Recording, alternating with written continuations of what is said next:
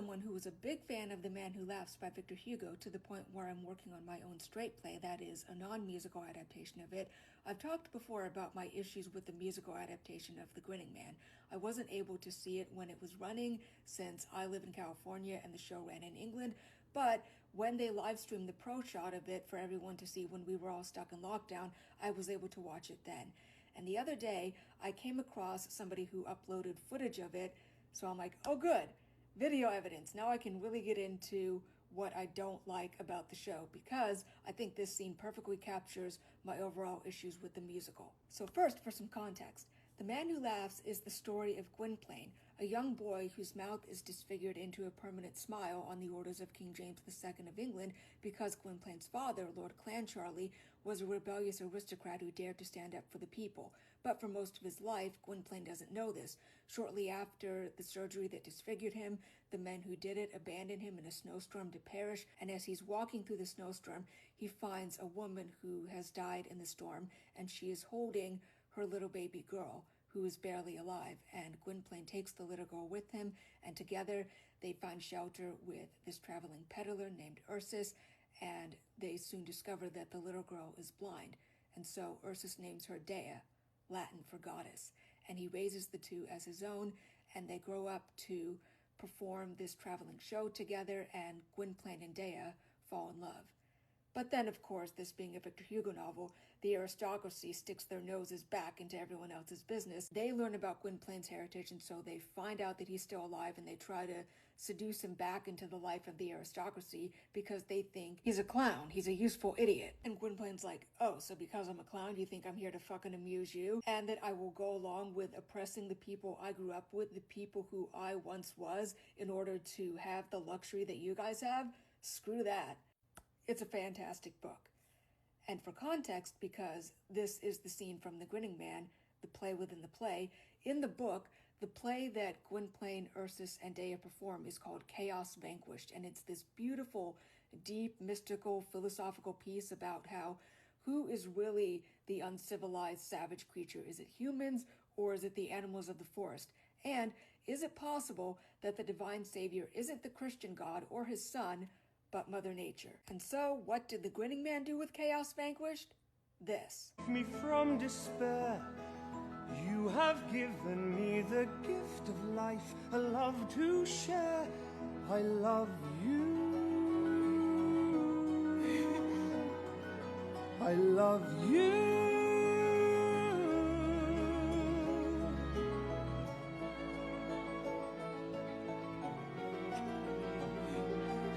Your kiss of life has opened my eyes. The place where my heart breaks you have mended. Your gift of love has given me life. My sorrow and heartache you have melted. I love you. I love you.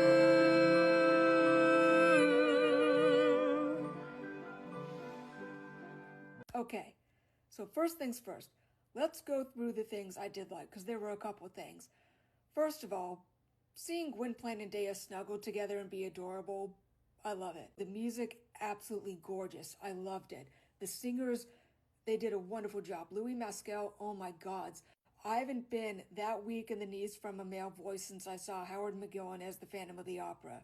Mwah, I love him. And the actress who played Dea, her voice is gorgeous too. I would love to see what other stuff she was in, because this was the wrong casting for her, but I'll get to that in a minute. And now the cons. First and foremost, especially speaking as a writer myself, the shallow lyric. They took Chaos Vanquished, which again, deep philosophical mystical piece, and turned it into a Beauty and the Beast thing. Like, the song is literally called Beauty and the Beast, and they make a joke about it. Earlier, when they're introducing the play, Ursus is like, so, my children, what story shall we tell the people? And Dea goes, Beauty and the Beast. And Ursus looks at her, looks at Gwynplaine, looks at the audience, and goes, a little on the nose, don't you think, girl? And I wanted to reach through the screen and strangle whoever came up with that. Because no, Carl Gross, the book writer, or whoever came up with this joke, making a joke about your own crappy writing doesn't suddenly make it brilliant writing, alright? As an interpretation of Chaos Vanquished, this is not it. They completely miss the point of the performance, and the lyrics are cheesy as hell. But if this song was Gwynplaine and Dea singing as themselves, like not performing in front of an audience, I would have enjoyed it a lot more. Would it still have been cheesy as hell? Yes, but in the way that all the love songs from all the non-Disney animation films from the 90s were.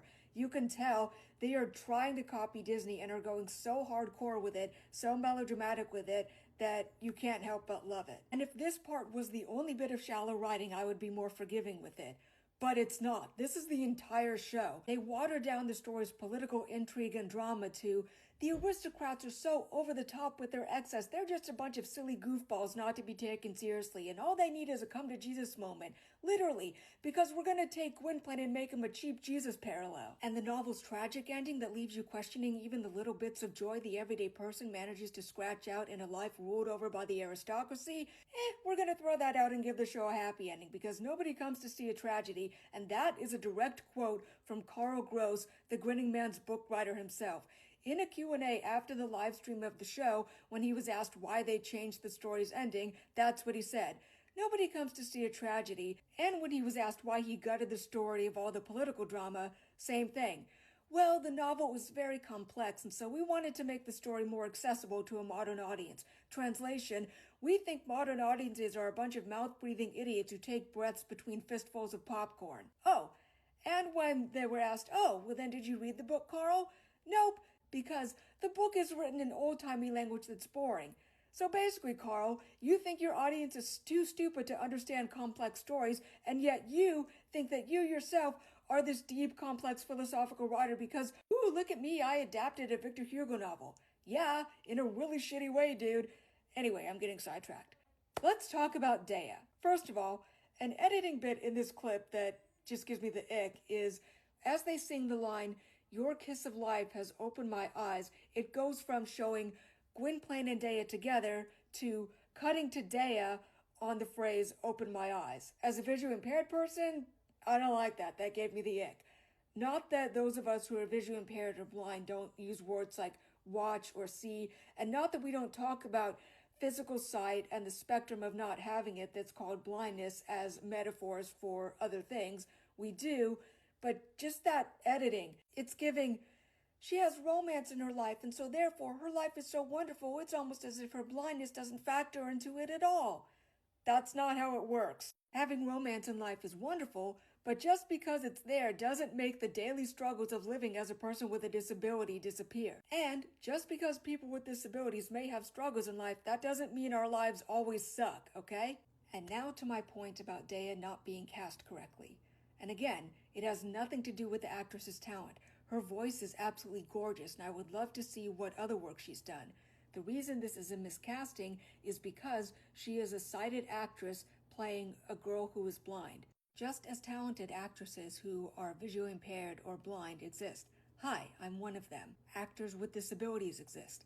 And so, non-disabled actors, if you read a script and you come across a character who is disabled, that's not for you to audition for. Otherwise, you'll be doing exactly what this actress was doing, playing in crip face. And you can tell by the design of the character. I don't know if this was an acting choice or an acting choice in combination with makeup and or contact lenses, but what the fuck is this? Seriously, what the fuck is this? And to describe it for my fellow visually impaired folks, they gave Dea the classic 1,000-yard stare fixed eyeball look that apparently all sighties think every blind person has. Again, that isn't always how it is because, again, blindness is a spectrum, to the point where we will often hear, and say it with me, my fellow visually impaired folks, "Wow, you don't look blind." Oh really? What's blindness supposed to look like? This fucking shit? So yeah, even with its gorgeous music and wonderfully talented cast, between the bad writing done by the arrogant book writer who looks down on the audience because in his head he's much more talented and smarter than he actually is, and the ableist casting in regards to the role of Dea, I don't like The Grinning Man very much. Because here's the thing. It could have been great. It had the gorgeous music. It had the wonderfully talented cast. who, by the way, revealed in the Q&A that, unlike Carl, they actually did their homework. They read excerpts from the book to understand their characters. They watched the 1928 silent film. They had more respect for the source material than the guy adapting it who couldn't even be bothered to read the book. That cast, with an actually blonde or visually impaired actress as Dea, singing that gorgeous score with a better book and lyrics, we would have had a hit. And more importantly, one that's actually accurate to the novel. That's what angers and frustrates me the most. It's one thing if a musical is so bad there's nothing worth saving in it, but when, like The Grinning Man, there are good things in it and you're like, this could have been amazing, but it wasn't, that's almost worse. All The Grinning Man needed was a more respectful book writer and to not do ableist casting, and it would have been fantastic. But those are my thoughts, and I'm curious to know what yours are. And after all this, if you're wondering, well, Alicia, how have you adapted this scene? What have you done with Chaos Vanquished? I will be sharing that part of the script in my next video. So if that intrigues you, if you want to see a book-accurate stage adaptation of The Man Who Laughs written by a visually impaired pagan playwright, please follow along. Thank you so much for watching, and if you choose to follow along, I can't wait to go on this journey together.